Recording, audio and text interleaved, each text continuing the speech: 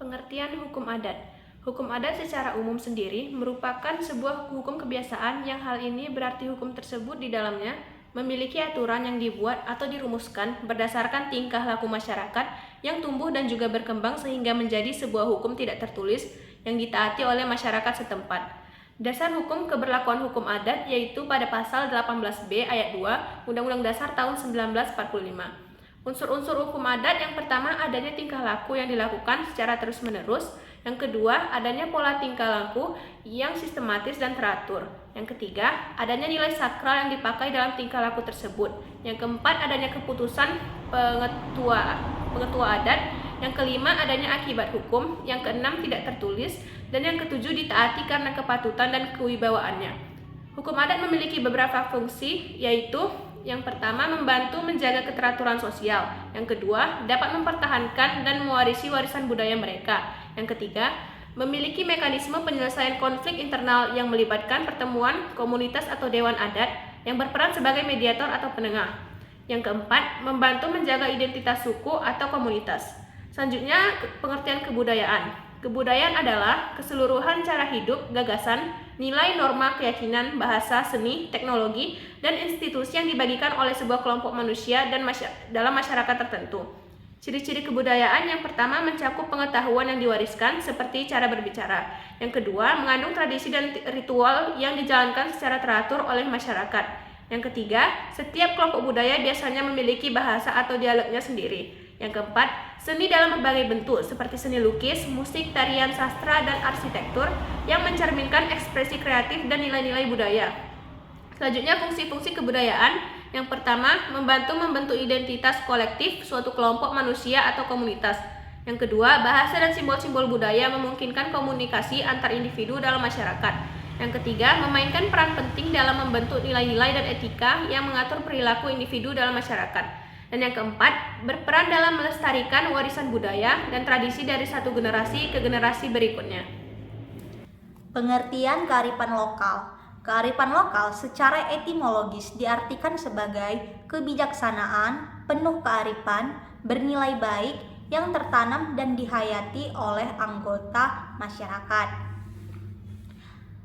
Menurut Rusilowati, kearifan lokal merupakan nilai-nilai yang berlaku dalam suatu masyarakat yang diyakini kebenarannya dan menjadi acuan dalam bertingkah laku sehari-hari, serta menggambarkan cara bersikap dan bertindak untuk merespon perubahan-perubahan yang khas dalam lingkungan fisik maupun kultural.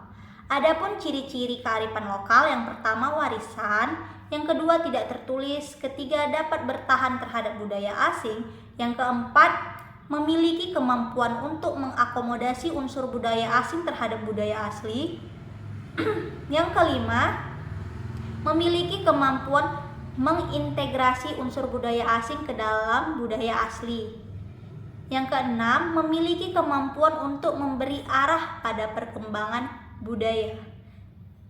Lalu, fungsi kearifan lokal. Yang pertama, konservasi dan pelestarian sumber daya alam. Kearifan lokal adalah nilai-nilai luhur yang berlaku dalam tata kehidupan masyarakat untuk antara lain melindungi dan mengelola lingkungan hidup secara lestari. Dasar hukumnya adalah Undang-Undang Nomor 32 Tahun 2009. Yang kedua, menjadi petuah kepercayaan dan pantangan. Yang ketiga, menjadi ciri utama suatu masyarakat. Adapun hubungan antara adat, kebudayaan, dan kearifan lokal ialah hukum adat, kebudayaan, dan kearifan lokal memiliki hubungan erat satu sama lain dan sering saling terkait dalam konteks masyarakat tradisional. Berikut adalah bagaimana ketiganya berhubungan. Yang pertama, hukum adat dalam kebudayaan. Hukum adat adalah bagian integral dari kebudayaan suatu masyarakat. Norma-norma hukum adat sering mencerminkan nilai-nilai tradisi dan cara hidup yang dianut oleh masyarakat tersebut. Lalu, hukum adat dapat mencakup aturan-aturan terkait pernikahan, warisan, kepemilikan tanah, dan konflik internal, yang semuanya bisa sangat dipengaruhi oleh kebudayaan setempat. Lalu yang kedua, kearifan lokal dalam kebudayaan. Kearifan lokal adalah bagian dari kebudayaan yang mencakup pengetahuan dan praktik-praktik yang diwariskan dari generasi ke generasi dalam satu komunitas. Kearifan lokal seringkali berkaitan dengan cara masyarakat berinteraksi dengan lingkungan alam seperti teknik pertanian tradisional atau pengelolaan sumber daya alam yang berkelanjutan. Dan ini tercermin dalam kebudayaan mereka. Yang ketiga, hubungan hukum adat dan kearifan lokal. Hukum adat sering mencakup aturan-aturan yang berdasarkan pada kearifan lokal. Misalnya, hukum adat dapat mengatur bagaimana sumber daya alam seperti hutan atau sungai dikelola berdasarkan pengetahuan lokal tentang ekologi dan berkelanjutan.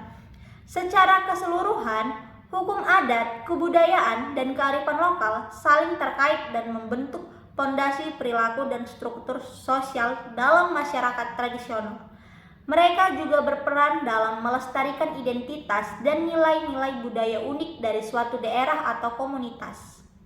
Di Indonesia, tradisi makan sirih merupakan bagian dari kebudayaan dan kehidupan masyarakat yang sudah dikenal sejak abad ke-6 Masehi, serta tradisi tersebut dilakukan hampir di seluruh wilayah di Indonesia.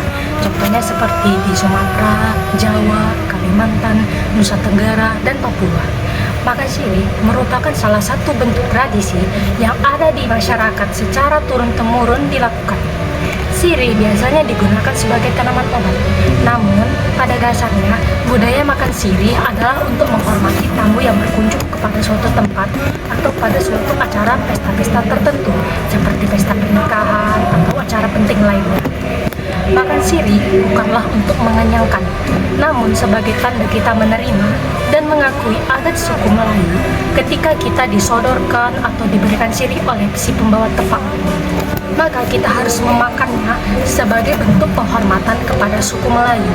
Karena ketika kita menolak atau untuk memakan sirih tersebut dianggap sebagai penghinaan dan tidak bersahabat dengan suku Melayu atau si penerima tamu.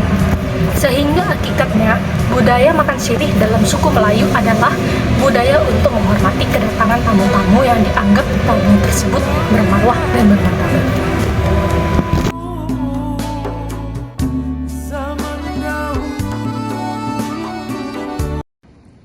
Saya Faiza Aisyah. Saya Santika Artanti. Saya Anissa Kolbisipa.